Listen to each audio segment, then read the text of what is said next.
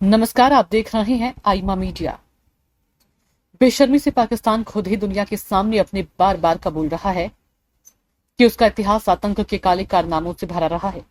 पहले पाकिस्तान की रक्षा मंत्री ने इस सच को स्वीकारा था और अब पाकिस्तान के पूर्व विदेश मंत्री बिलावल भुट्टो भी यही बात दोहराए हैं।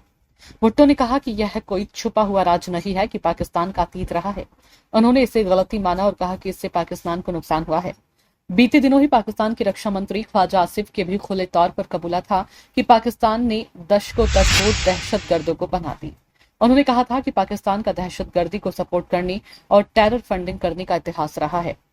पाकिस्तान के पूर्व विदेश मंत्री बिलावल भुट्टो ने उनके रक्षा मंत्री के इसी बयान को लेकर के साथ एक न्यूज चैनल को दिए गए इंटरव्यू में सवाल किया।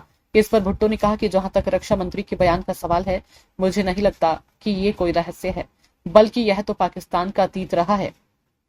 इसका नतीजा ये रहा कि हमने इसका नुकसान उठाया है। हम चरमपंथ की लहर से गुजरे हैं, लेकिन हमने जो कुछ भी झेला उससे हमने अपने सबक भी सीखे हैं।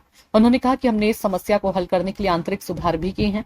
भुट्टो ने आगे ये भी कहा कि जहां तक पाकिस्तान के इतिहास का सवाल है, ये इतिहास है, यह ऐसा कुछ नहीं है जिसमें हम आज हिस्सा ले रहे हैं। ये सच है कि यह हमारे इतिहास का एक दुर्भाग्यपूर्ण हिस्सा है। इससे पहले पाकिस्तान के रक्षा मंत्री ख्वाजा आसिफ ने एक इंटरव्यू में कहा था, हम पिछले 3 दशकों से गंदा काम अमेरिका के लिए करते रहे हैं। पश्चिमी देशों और ब्रिटेन के लिए भी ऐसा किया। हमारी यह गलती थी और हमें इसका खामियाजा भुगतना पड़ा। ख्वाजा आसिफ ने यह भी स्वीकार किया था कि लश्कर ए तैयबा के अतीत में पाकिस्तान के साथ कुछ लिंक मिले हैं। हालांकि उन्होंने कहा कि अब यह आतंकी संगठन खत्म हो चुका है। पाकिस्तान पीपुल्स पार्टी के अध्यक्ष बिलावल भुट्टो जरदारी भारत के एक्शन से इतने घबरा गए हैं कि आए दिन सिंधु में खून बहाने की गीदड़ भभकी देते रहते हैं। गुरुवार को मीरपुर खास में एक रैली को संबोधित करते हुए उन्होंने कहा कि पाकिस्तान एक शांतिपूर्ण देश है और इस्लाम एक शांतिपूर्ण धर्म है। हम युद्ध नहीं चाहते। जो भी सिंधु नदी पर आक्रमण करेगा वह हमसे लड़ेगा। भारत के लोग सिंधु नदी से भी बहुत प्रेम करते हैं।